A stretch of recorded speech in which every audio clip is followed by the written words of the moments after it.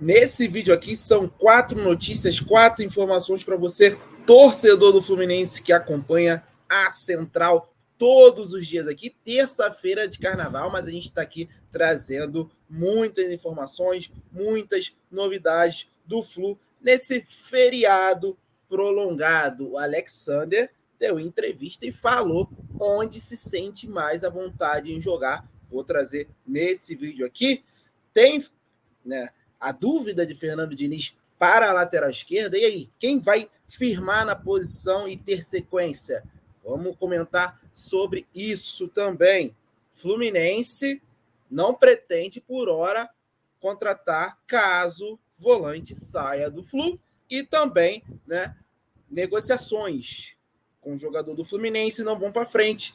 E negociação com o time americano da MLS é interrompida. Vou trazer todas essas informações nesse vídeo aqui. Já fique comigo até o final, já vai colocando aí da onde que você está assistindo a Central Fluminense, o bairro, estado, cidade, país. Central Fluminense alcançando várias localidades do mundo. Você já reparou que o meu cenário, meu fundo aqui está diferente. Também estou no momento de descansar do lazer, mas trazendo informações para você, torcedor tricolor. Se inscreva no canal, deixe seu like e ative as notificações. Sempre muito importante você estar engajando, interagindo conosco em todos os vídeos, tá certo? Vamos começar com a primeira informação aqui, porque o Alexander, volante campeão do Sul-Americano Sub-20, está de volta ao Fluminense. Todo mundo sabe que ele terminou a temporada passada como titular na lateral esquerda, mas no Sul-Americano Sub-20 na Colômbia, ele jogou de terceiro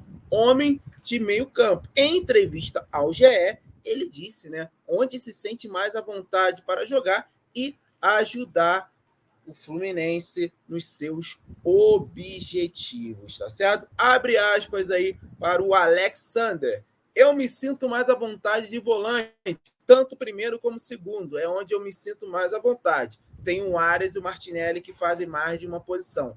Isso é importante para o grupo, porque você vai estar preparado quando precisar. Não vejo nenhum problema nisso. Me sinto muito à vontade para ajudar o Fluminense em qualquer posição que esteja. O importante é jogar bem. Legal, o Alexander está bem prestativo aí para contribuir com o Fluminense, mas a gente já sabe, né? Primeiro volante não tem como o Alexander jogar, a não ser que o Fernando Diniz adiante o André, o que eu não acho bom, até porque o próprio Alexander tem mais qualidade para sair jogando, ser um segundo, terceiro homem de meio campo. O André já tem um pouco mais de dificuldade, apesar de ser craque ali na posição dele. O André, quando jogou de segundo volante no Fluminense, não foi tão bem assim, foram várias oportunidades. Ano passado, quando ele começou a duplar de volante com o Wellington, ele jogou mais adiantado e não foi o mesmo André que a gente conhece como primeiro volante, né? Então o jogador está bem focado ali para agregar ao Fluminense. Ele pode brigar por posição com o Martinelli, ou o Diniz pode variar, né, taticamente, a formação, tirar o Keno e botar o Alexander. Seriam 4 meio-campistas: André, Martinelli, Alexander e Paulo Henrique Ganso. Seria um tripé de volante, entre aspas, volante, né? Porque eu considero o Martinelli um bom meio-campista, né? Não é só um cara que só fica marcando. O André é a mesma coisa, o Alexander é a mesma coisa, e o Ganso comandando ali o meio-campo no ataque. John Arias e Cano. Talvez esse time encaixaria melhor na minha visão, mas o Fernando Diniz, ele gosta de jogar com 3 atacantes. Então a gente precisa saber como o Alexander vai voltar, né? Qual posição o Diniz quer usar o Alexander, porque ele terminou realmente sendo utilizado na lateral esquerda e a gente continua com essa dúvida de quem vai jogar na lateral esquerda, beleza? Essa é a primeira informação que eu queria trazer. E já pegando esse gancho de lateral esquerda, né? Porque tem essa dúvida aí da lateral esquerda, quem vai jogar. Até o momento não teve um jogador que teve muita sequência, já que o Calegari está saindo do Fluminense. Agora você tem a opção do Jorge, que veio para sanar esse problema, mas ainda não teve essa sequência. Tem o Guga e tem o próprio Alexander, né? A expectativa é que o Fernando Diniz né, nessa semana livre de treinamento. E o restante da sequência da temporada após Carnaval, que já está funilando o Campeonato Carioca, é de que ele dê sequência para algum jogador ali, né? Quem será esse escolhido por Fernando Diniz na lateral esquerda? As opções são Jorge, como eu falei, o Guga, que não é lateral esquerdo, é lateral direito, mas contra o Vasco, e teve até uma boa atuação, pelo menos eu entendi assim, lá do estádio, atuando invertido, e tem o jovem Alexander, tá certo? Assim, minha opinião é que o Jorge deveria ter essa sequência, foi contratado para isso. É um jogador que, tecnicamente, até nesses primeiros jogos, apesar dele não estar bem fisicamente, você vê quando o Jorge toca na bola, vai fazer um cruzamento que ele entende, ele tem qualidade, só que ele precisa de um ritmo maior, porque no Palmeiras ele não conseguiu ter essa sequência de jogos, ficou muito tempo sem jogar. Então, é importante ele ter essa sequência nesse finalzinho de Campeonato Carioca para estar apto nos jogos decisivos do Fluminense, que vem por aí, semifinal de Carioca, daqui a pouco começa a Libertadores, Copa do Brasil, enfim, o Jorge precisa estar 100% bem fisicamente para contribuir com o Fluminense. Eu não usaria o Alexander de jeito nenhum na lateral esquerda, acho que ele tem muito potencial para nos ajudar mais no meio-campo. E o Guga, cara, o Guga está disputando uma posição com o Samuel. Acho que partindo já, a gente está em fevereiro, a gente já está partindo do princípio que vai improvisar. É bem complicado. O Cris Silva está com esse imbróglio aí todo. É um cara que a gente gastou 9 milhões de reais e o Fluminense desistiu tão fácil assim. A primeira temporada dele não foi tão boa, mas também não foi aquela coisa horrorosa para dispensar o jogador, depois, ainda mais depois do investimento que a gente fez. Mas, enfim, né? Quem sou eu para falar? Os caras dirigentes do Fluminense estudam, entendem mais do que eu. A gente reclama, a gente está torcendo contra, a gente está fazendo política, mas fica aí o meu questionamento, porque a gente está em fevereiro, a gente teve 2 meses do final da temporada passada para o início dessas. 2 meses, tanto é que os jogadores do Fluminense tiveram 51 dias de férias.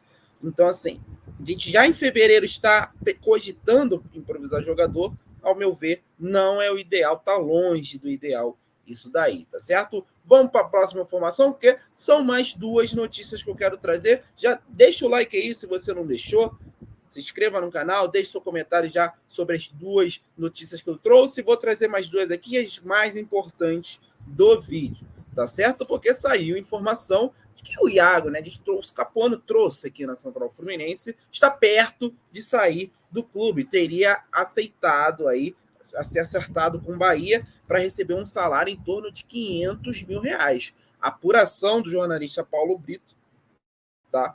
O Fluminense não pretende, por hora, contratar caso o Iago deixe o clube. É importante de lembrar, né? O Bahia está virando uma filial do Fluminense. Contrataram o Gabriel Teixeira, contrataram o Marcos Felipe por empréstimo, David Duarte também por empréstimo, Kaique, né, que era a joia do Fluminense, do Grupo City, também foi emprestado ao Bahia. Danielzinho saiu do Fluminense para lá, agora está mirando Iago Felipe. Tá certo? A proposta não foi divulgada, mas a diretoria do Fluminense não aceitou de primeira, mas fez uma contraproposta ao tricolor baiano.